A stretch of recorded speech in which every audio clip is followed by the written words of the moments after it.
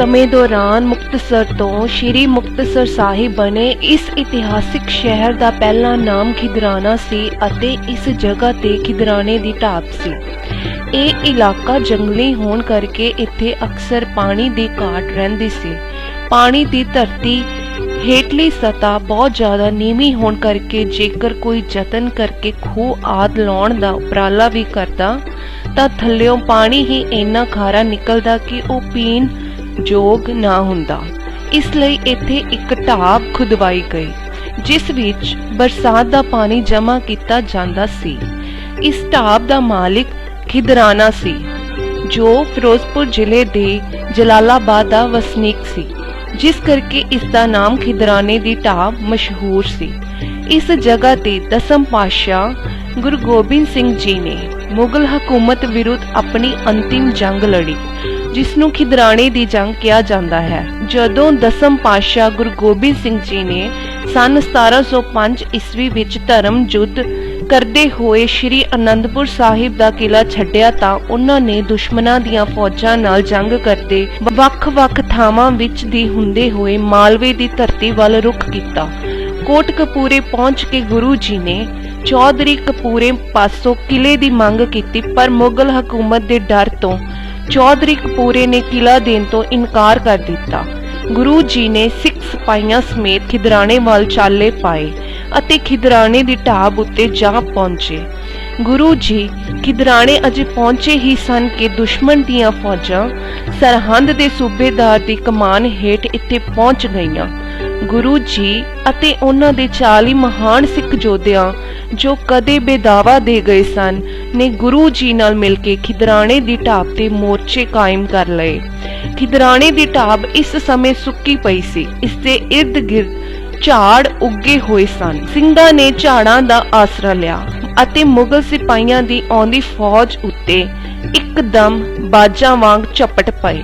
ਇਹ ਲੜਾਈ 21 ਵਿਸਾਖ ਸੰਮਤ 1762 ਬਿਕਰਮੀ ਨੂੰ ਹੋਈ।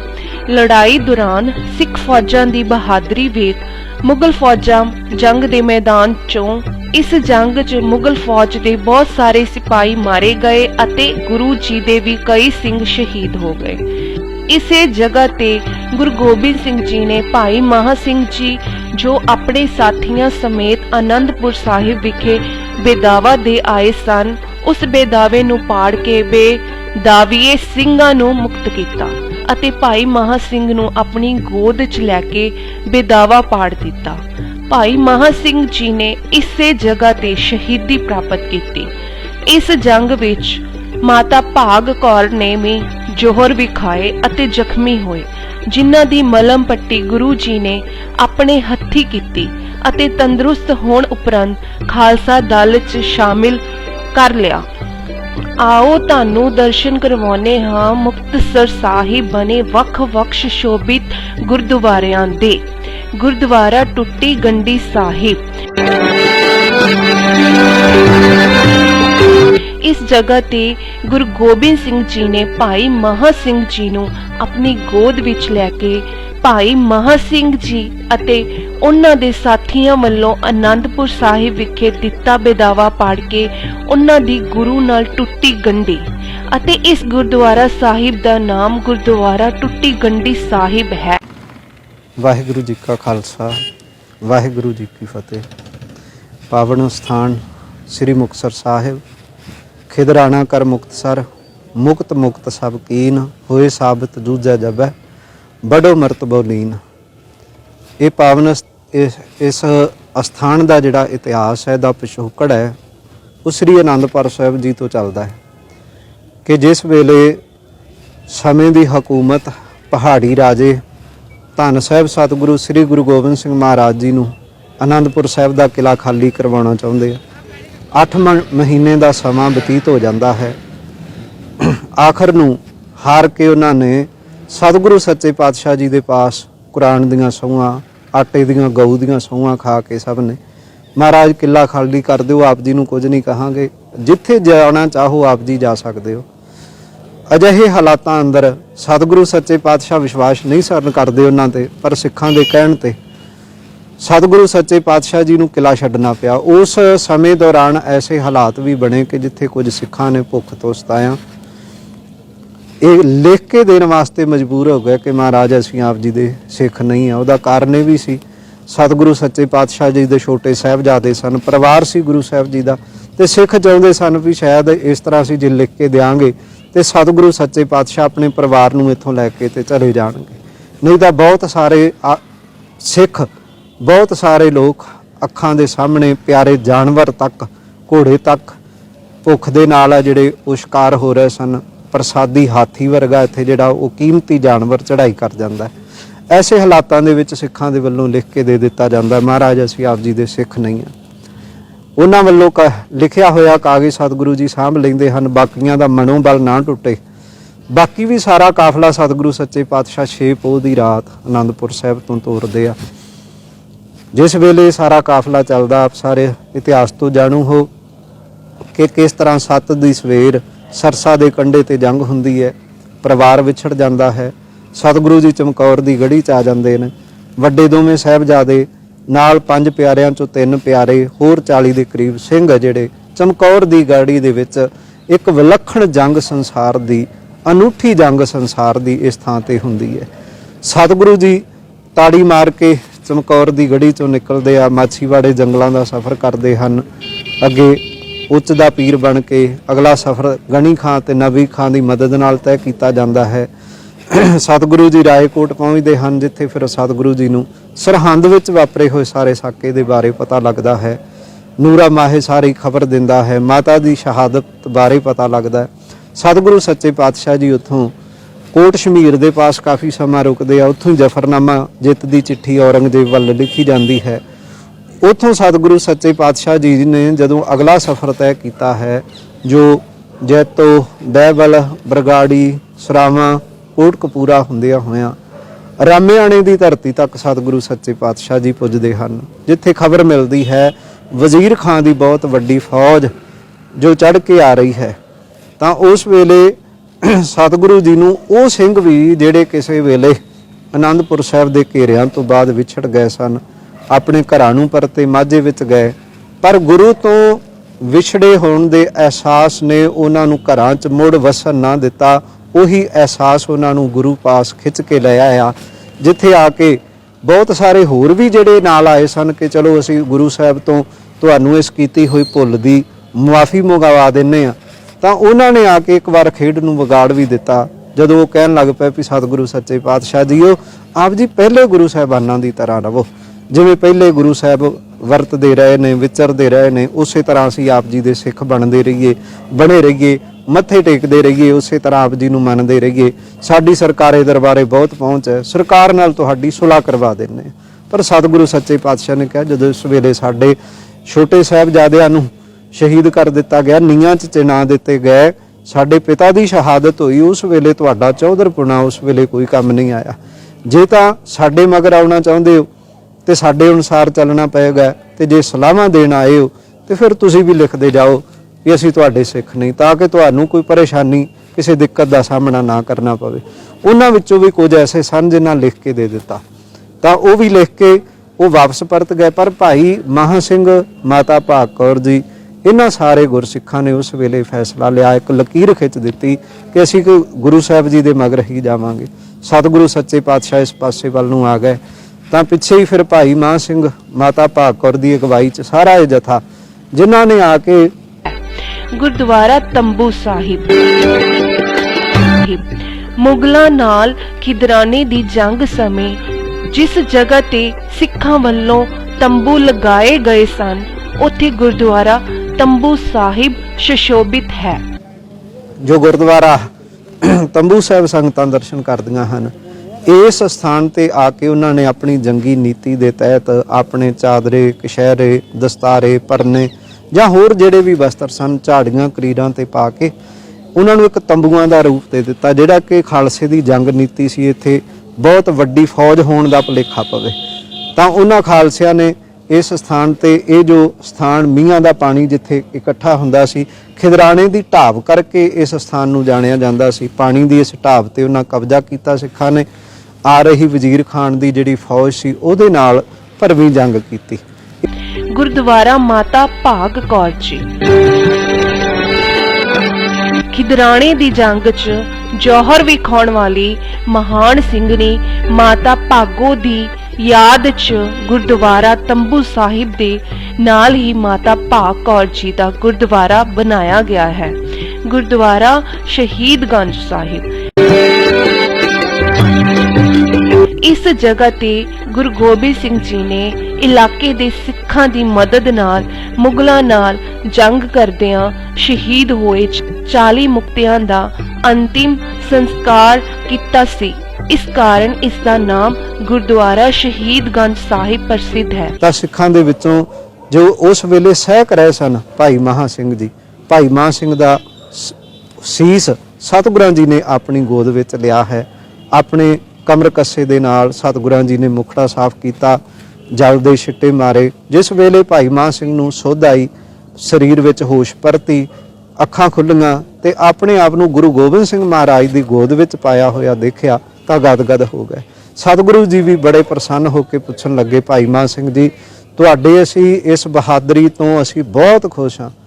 ਅੱਜ ਜੋ ਮੰਗੋਗੇ, ਉਮਰ ਲੰਬੀ ਚਾਹੀਦੀ, ਰਾਜ ਭਾਗ ਚਾਹੀਦਾ, ਜੋ ਵੀ ਮੰਗੋਗੇ ਅੱਜ ਦਿੱਤਾ ਜਾਏਗਾ। ਤਾਂ ਉਸ ਵੇਲੇ ਭਾਈ ਮਹਾਂ ਸਿੰਘ ਜੀ ਹੋਰਾਂ ਨੇ ਹੱਥ ਜੋੜ ਕੇ ਕਿਹਾ ਸੀ, ਸਤਿਗੁਰੂ ਸੱਚੇ ਪਾਤਸ਼ਾਹ ਕਿਰਪਾ ਕਰੋ, ਜੇ ਤੁਰ ਉੱਠੇ ਹੋ ਤਾਂ ਜੋ ਭੁੱਲ ਸਾਡੇ ਪਾਸੋਂ ਹੋ ਗਈ ਹੈ, ਆਪ ਜੀ ਕਿਰਪਾ ਕਰਕੇ ਸਾਡੀ ਉਸ ਭੁੱਲ ਨੂੰ ਖਿਮਾ ਕਰ ਦੇਵੋ, ਆਪ ਜੀ ਉਹ ਬੇਦਾਵਾ ਪਾੜ ਦੇਵੋ। ਤਾਂ ਸਤਿਗੁਰੂ ਸੱਚੇ ਪਾਤਸ਼ਾਹ ਨੇ ਆਪਣੇ ਕਮਰ ਕੱਸੇ ਵਿੱਚ ਰੱਖਿਆ ਹੋਇਆ ਉਹ ਕਾਗਜ਼ ਦਾ ਟੁਕੜਾ, ਉਹ ਬੇਦਾਵਾ ਭਾਈ ਮਹਾਂ ਸਿੰਘ ਦੇ ਸਾਹਮਣੇ ਹੀ ਚਾਕ ਕਰ ਦਿੱਤਾ ਤੇ ਉਹਨਾਂ ਸਿੱਖਾਂ ਦੀ ਟੁੱਟੀ ਸਤਿਗੁਰੂ ਸੱਚੇ ਪਾਤਸ਼ਾਹ ਜੀ ਨੇ ਗੰਢ ਲਈ। ਇੱਥੇ ਹੀ ਮਹਾਰਾਜ ਨੇ ਫਿਰ ਉਹਨਾਂ ਸਾਰੇ ਜਿਹੜੇ ਸ਼ਹੀਦ ਹੋਏ ਸਿੰਘ ਸਨ ਉਹਨਾਂ ਨੂੰ ਅਲੱਗ-ਅਲੱਗ ਨਾਵਾਂ ਨਾਲ, ਕਿਸੇ ਨੂੰ ਕਿਹਾ ਕਸ਼ਮੀਰ ਦਾ ਰਾਜਾ, ਕਿਸੇ ਨੂੰ ਕਿਹਾ ਲਾਹੌਰ ਦਾ ਨਵਾਬ, ਕਿਸੇ ਨੂੰ ਕਿਹਾ ਮੇਰਾ 5000 ਸਿੱਖ, ਕਿਸੇ ਨੂੰ 30,000 20,000 ਇਸ ਤਰ੍ਹਾਂ ਦੇ ਖਿਤਾਬ ਬਖਸ਼ੇ ਤੇ ਮੁਕਤਿਆਂ ਦਾ ਖਿਤਾਬ ਸਤਿਗੁਰੂ ਸੱਚੇ ਪਾਤਸ਼ਾਹ ਜੀ ਨੇ ਉਹਨਾਂ ਸਾਰੇ ਸਿੰਘਾਂ ਨੂੰ ਦਿੱਤਾ। ਤੇ ਫਿਰ ਨਾਲ ਹੀ ਸਤਿਗੁਰੂ ਜੀ ਨੇ ਉਹਨਾਂ ਸਾਰੇ ਸ਼ਹੀਦਾਂ ਦੇ ਸਰੀਰ ਇੱਕ ਥਾਂ ਤੇ ਇਕੱਤਰ ਕਰਵਾਏ, ਸਾਰੇ ਸ਼ਹੀਦਾਂ ਦੇ। ਮਾਈ ਭਾਗ ਕੌਰ ਜੀ ਜਿਨ੍ਹਾਂ ਦੇ ਬਹੁਤ ਫੱਟ ਲੱਗੇ ਸਨ, ਉਹਨਾਂ ਦੀ ਸੰਭਾਲ ਕੀਤੀ ਤੇ ਸਾਰੇ ਉਹਨਾਂ ਸ਼ਹੀਦਾਂ ਨੂੰ ਸਤਿਗੁਰੂ ਸੱਚੇ ਪਾਤਸ਼ਾਹ ਜੀ ਨੇ ਜੋ ਗੁਰਦੁਆਰਾ ਸ਼ਹੀਦਗੰਜ ਸਾਹਿਬ ਦੇ ਨਾਲ ਸਰੋਵਰ ਹੈ, ਉਹਨਾਂ ਸ਼ਹੀਦਾਂ ਦਾ ਸਤਿਗੁਰੂ ਜੀ ਨੇ ਆਪ ਹੱਥੀਂ ਇਸ਼ਨਾਨ ਕਰਵਾਇਆ। ਜਿਹੜੇ ਕਿ ਆਪਣੇ ਪਰਿਵਾਰਕ ਕਿਸੇ ਵੀ ਮੈਂਬਰ ਦੇ ਉਸ ਸਮੇਂ ਮਹਾਰਾਜ ਕੋਈ ਵੀ ਉਹਨਾਂ ਦਾ ਹੱਥੀਂ ਰਸਮ ਨਹੀਂ ਸਨ ਕਰ ਸਕੇ, ਸੰਸਕਾਰ ਨਹੀਂ ਸਨ ਕਰ ਸਕੇ। ਇੱਥੇ ਬਹੁਤ ਪਿਆਰੇ ਗੁਰਸਿੱਖ ਸਨ ਜਿਨ੍ਹਾਂ ਨੂੰ ਇਹ ਗੁਰੂ ਦੀ ਵਡਿਆਈ ਵੀ ਪ੍ਰਾਪਤ ਹੋਈ ਕਿ ਉਹਨਾਂ ਨੂੰ ਦਾਸ ਹੱਥੀਂ ਸਤਿਗੁਰੂ ਸੱਚੇ ਪਾਤਸ਼ਾਹ ਜੀ ਨੇ ਇਸ਼ਨਾਨ ਕਰਾਇਆ ਤੇ ਗੁਰਦੁਆਰਾ ਸ਼ਹੀਦਗੰਜ ਸਾਹਿਬ ਜਿੱਥੇ ਸੰਗਤਾਂ ਦਰਸ਼ਨ ਕਰਦੀਆਂ, ਇਸ ਸਥਾਨ ਤੇ ਫਿਰ ਮਹਾਰਾਜ ਨੇ ਉਹਨਾਂ ਸ਼ਹੀਦਾਂ ਦਾ ਹੱਥੀਂ ਸੰਸਕਾਰ ਕੀਤਾ। ਗੁਰਦੁਆਰਾ ਟਿੱਬੀ ਸਾਹਿਬ। ਇਸ ਜਗ੍ਹਾ ਤੇ ਇੱਕ ਉੱਚੀ ਟਿੱਬੀ ਸੀ ਜਿਸ ਤੇ ਬੈਠ ਕੇ ਗੁਰੂ ਸਾਹਿਬ ਨੇ ਮੁਗਲਾਂ ਵਿਰੁੱਧ ਜੰਗ ਲੜੀ। ਇਸੇ ਜਗ੍ਹਾ ਤੇ ਬੈਠ ਕੇ ਗੁਰੂ ਜੀ ਮੁਗਲ ਫੌਜ ਤੇ ਤੀਰ ਚਲਾਉਂਦੇ ਰਹੇ। ਤਾਂ ਉਹਨਾਂ ਖਾਲਸਿਆਂ ਨੇ ਇਸ ਸਥਾਨ ਤੇ ਇਹ ਜੋ ਸਥਾਨ ਮੀਆਂ ਦਾ ਪਾਣੀ ਜਿੱਥੇ ਇਕੱਠਾ ਹੁੰਦਾ ਸੀ, ਖਿਦਰਾਣੇ ਦੀ ਢਾਬ ਕਰਕੇ ਇਸ ਸਥਾਨ ਨੂੰ ਜਾਣਿਆ ਜਾਂਦਾ ਸੀ। ਪਾਣੀ ਦੀ ਇਸ ਢਾਬ ਤੇ ਉਹਨਾਂ ਕਬਜ਼ਾ ਕੀਤਾ। ਸਿੱਖਾਂ ਨੇ ਆ ਰਹੀ ਵਜ਼ੀਰ ਖਾਨ ਦੀ ਜਿਹੜੀ ਫੌਜ ਸੀ ਉਹਦੇ ਨਾਲ ਭਰਵੀਂ ਜੰਗ ਕੀਤੀ। ਇਸ ਜੰਗ ਅੰਦਰ ਉਹਨਾਂ ਖਾਲਸਿਆਂ ਦੀਆਂ ਸਾਰਿਆਂ ਸਿੰਘਾਂ ਦੀਆਂ ਸ਼ਹਾਦਤਾਂ ਵੀ ਹੁੰਦੀਆਂ ਨੇ। ਸਤਿਗੁਰੂ ਸੱਚੇ ਪਾਤਸ਼ਾਹ ਜੋ ਉੱਚਾ ਸਥਾਨ ਹੈ ਟਿੱਬੀ ਸਾਹਿਬ ਦਾ, ਮਹਾਰਾਜ ਉੱਥੋਂ ਦੇਖ ਵੀ ਰਹੇ ਸਨ ਤੇ ਆਪਣੇ ਖਾਲਸੇ ਦੀ ਮਦਦ ਵੀ ਕਰ ਰਹੇ ਸਨ, ਉੱਥੋਂ ਤੀਰ ਚਲਾ ਰਹੇ ਸਨ। ਆਖਰ ਨੂੰ ਇਹ ਮੈਦਾਨ ਖਾਲਸੇ ਦੇ ਹੱਥ ਰਿਹਾ। ਖਾਲਸੇ ਗੁਰੂ ਕੇ ਸਿੰਘ ਜੰਗ ਨੂੰ ਜਿੱਤ ਗਏ। ਵਜ਼ੀਰ ਖਾਨ ਦੀ ਪਿਆਸੀ ਫੌਜ ਜੋ ਇੱਕ ਦਿਨ ਵੀ ਪਿਆਸ ਵਿੱਚ ਨਾ ਕੱਟ ਸਕੀ, ਉਹਨਾਂ ਨੂੰ ਵਾਪਸ ਮੁੜਨ ਲਈ ਮਜਬੂਰ ਹੋਣਾ ਪਿਆ। ਉਹਨਾਂ ਆਪਣੇ ਜ਼ਖਮੀ ਤੱਕ ਦੀਆਂ ਸੰਭਾਲ ਨਾ ਕੀਤੀ, ਇਸੇ ਤਰ੍ਹਾਂ ਵਾਪਸ ਮੁੜ ਗਏ। ਗੁਰਦੁਆਰਾ ਰਕਾਬਸਰ ਸਾਹਿਬ। ਇਹ ਉਹ ਸਥਾਨ ਹੈ ਜਿੱਥੇ ਦਸ਼ਮੇਸ਼ ਪਿਤਾ ਦੇ ਘੋੜੇ ਦੀ ਰਕਾਬ ਟੁੱਟ ਗਈ ਸੀ। ਜਦੋਂ ਗੁਰੂ ਸਾਹਿਬ ਟਿੱਬੀ ਸਾਹਿਬ ਤੋਂ ਉਤਰ ਕੇ ਖਿਦਰਾਣੇ ਦੀ ਰਣਭੂਮੀ ਵੱਲ ਚਾਲੇ ਪਾਉਣ ਲੱਗੇ ਤਾਂ ਉਸ ਸਮੇਂ ਘੋੜੇ ਦੀ ਰਕਾਬ ਉੱਤੇ ਕਦਮ ਰੱਖਦਿਆਂ ਉਹ ਟੁੱਟ ਗਈ ਸੀ। ਹੁਣ ਤੱਕ ਉਹ ਟੁੱਟੀ ਹੋਈ ਰਕਾਬ ਉਸੇ ਤਰ੍ਹਾਂ ਹੀ ਸਾਂਭ ਕੇ ਰੱਖੀ ਹੈ ਜਿੱਥੇ ਗੁਰਦੁਆਰਾ ਰਕਾਬਸਰ ਬਣਿਆ ਹੋਇਆ ਹੈ। ਜਦੋਂ ਸਿੱਖਾਂ ਨੇ ਇਹ ਜੰਗ ਨੂੰ ਜਿੱਤ ਲਿਆ, ਗੁਰੂ ਗੋਬਿੰਦ ਸਿੰਘ ਸੱਚੇ ਪਾਤਸ਼ਾਹ ਟਿੱਬੀ ਸਾਹਿਬ ਦੇ ਅਸਥਾਨ ਤੋਂ ਜਦੋਂ ਹੇਠਾਂ ਉਤਰੇ, ਘੋੜੇ ਤੇ ਚੜ੍ਹਨ ਲੱਗੇ ਤਾਂ ਉਸ ਵੇਲੇ ਘੋੜੇ ਤੇ ਚੜ੍ਹਨ ਸਮੇਂ ਘੋੜੇ ਦੀ ਰਕਾਬ ਟੁੱਟ ਗਈ। ਜੋ ਗੁਰਦੁਆਰਾ ਰਕਾਬਸਰ ਸਾਹਿਬ ਵੀ ਸੰਗਤਾਂ ਦਰਸ਼ਨ ਕਰਦੀਆਂ, ਉੱਥੋਂ ਮਹਾਰਾਜ ਘੋੜੇ ਤੇ ਸਵਾਰ ਹੋ ਕੇ ਇਸ ਪਾਵਨ ਸਥਾਨ ਤੇ ਆਏ। ਇੱਥੇ ਜੋ ਵਣ ਸਾਹਿਬ ਮੌਜੂਦ ਹੈ ਗੁਰਦੁਆਰਾ ਸਾਹਿਬ ਦੇ ਨਾਲ, ਇੱਥੇ ਸਤਿਗੁਰਾਂ ਜੀ ਨੇ ਆਪਣੇ ਘੋੜੇ ਨੂੰ ਬੰਨਿਆ। ਗੁਰਦੁਆਰਾ ਦਾਤਨਸਰ ਸਾਹਿਬ।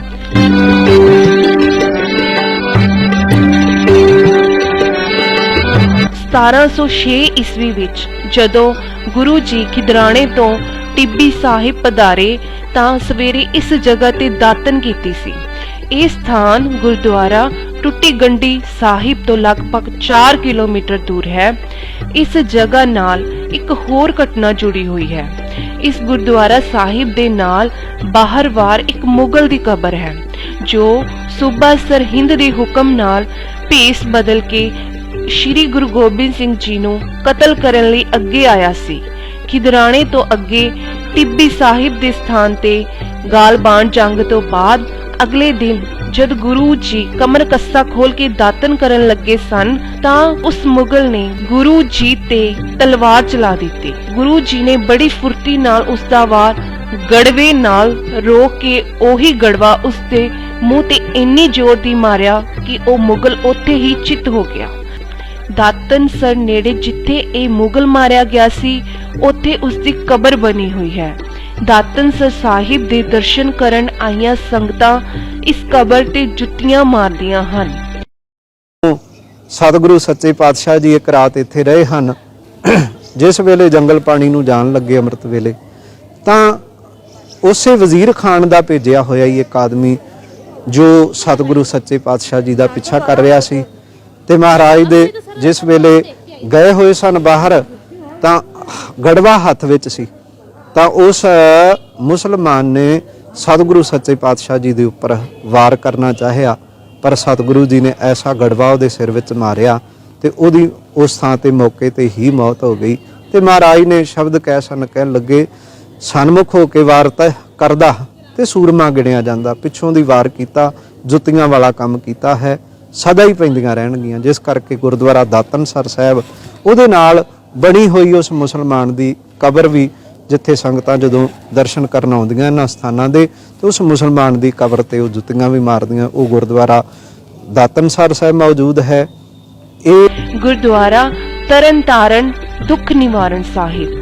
ਗੁਰਦੁਆਰਾ ਤਰਨਤਾਰਨ ਦੁੱਖ ਨਿਵਾਰਨ ਬਠਿੰਡਾ ਰੋਡ ਤੇ ਸਥਿਤ ਹੈ ਜਿੱਥੇ ਹਰ ਐਤਵਾਰ ਸ਼ਰਧਾਲੂ ਸਰੋਵਰ ਵਿੱਚ ਇਸ਼ਨਾਨ ਕਰਦੇ ਹਨ।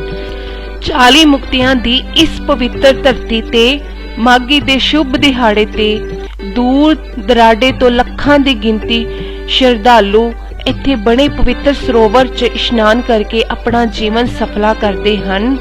ਇਹ ਉਹ ਪਵਿੱਤਰ ਸਥਾਨ ਹੈ ਜਿੱਥੇ ਗੁਰੂ ਜੀ ਦੀ ਕਿਰਪਾ ਨਾਲ ਬੇਦਾਵਾ ਦੇ ਕੇ ਆਏ ਸਿੱਖਾਂ ਦੀ ਵੀ ਟੁੱਟੀ ਗੰਢੀ ਗਈ ਸੀ। ਆਓ ਇਸ ਪਵਿੱਤਰ ਦਿਹਾੜੇ ਤੇ ਅਸੀਂ ਵੀ ਅਰਦਾਸ ਕਰੀਏ ਕਿ ਟੁੱਟੀਆਂ ਗੰਢਣ ਵਾਲਿਆ ਸਾਨੂੰ ਗੰਢ ਕੇ ਰੱਖੀ। ਇਸ ਅਸਥਾਨ ਤੇ ਇਹ ਜੋ ਸ਼ਹੀਦੀ ਜੋੜ ਮੇਲਾ ਹੈ ਨਾ 40 ਮੁਕਤਿਆਂ ਦਾ ਹੈ ਤੇ 21 ਵੈਸਾਖ ਦਾ, ਪਰ ਸਨਾਤਨ ਮਤ ਦੇ ਵਿੱਚ ਬਹੁਤ ਵੱਡੀ ਮਹਾਨਤਾ ਹੈ ਮਾਘ ਦੇ ਇਸ਼ਨਾਨ ਦੀ। ਉਸ ਵੇਲੇ ਜਿਹੜੇ ਸਨਾਤਨੀ ਵੀਰ ਹਨ, ਹਿੰਦੂ ਵੀਰ ਹਨ, ਉਹ ਪ੍ਰਯਾਗਰਾਜ, ਇਲਾਹਾਬਾਦ ਆਦਿਕ ਵਰਗੇ ਸਥਾਨਾਂ ਤੇ ਇਸ਼ਨਾਨ ਕਰਨ ਵਾਸਤੇ ਜਾਂਦੇ ਮਾਘੀ ਦਾ। ਪਰ ਸਾਡੇ ਪੁਰਾਤਨ ਗੁਰਸਿੱਖਾਂ ਨੇ ਬਹੁਤ ਸੁਹਿਰਦ ਫੈਸਲਾ ਲਿਆ ਕਿ ਸਿੱਖ ਉਸ ਵੇਲੇ ਉਹਨਾਂ ਸ਼ਹੀਦਾਂ ਨੂੰ ਨਮਨ ਕਰਨ ਵਾਸਤੇ ਇਸ ਧਰਤੀ ਤੇ ਆਉਣ, ਉਹਨਾਂ ਸ਼ਹੀਦਾਂ ਦਾ ਜੋੜ ਮੇਲਾ ਮਨਾਇਆ ਜਾਵੇ। ਜਿਸ ਕਰਕੇ ਫਿਰ 1 ਮਾਘ ਨੂੰ ਉਹਨਾਂ 40 ਮੁਕਤਿਆਂ ਦਾ ਸ਼ਹੀਦੀ ਜੋੜ ਮੇਲਾ ਵਿਸ਼ਵ ਪੱਧਰ ਤੇ ਮਨਾਇਆ ਜਾਂਦਾ ਹੈ। ਦੇਸ਼ਾਂ ਵਿਦੇਸ਼ਾਂ ਤੋਂ ਜਿੱਥੇ ਫਿਰ ਲੱਖਾਂ ਸੰਗਤਾਂ ਆ ਕੇ ਮਾਘੀ ਦੇ ਸਮੇਂ ਇਸ ਪਵਿੱਤਰ ਸਰੋਵਰ ਵਿੱਚ ਇਸ਼ਨਾਨ ਕਰਦੀਆਂ ਹਨ ਅਤੇ ਗੁਰੂ ਕੀਆਂ ਖੁਸ਼ੀਆਂ ਪ੍ਰਾਪਤ ਕਰਦੀਆਂ ਹਨ ਜੀ। ਵਾਹਿਗੁਰੂ ਜੀ ਕਾ ਖਾਲਸਾ, ਵਾਹਿਗੁਰੂ ਜੀ ਕੀ ਫਤਿਹ।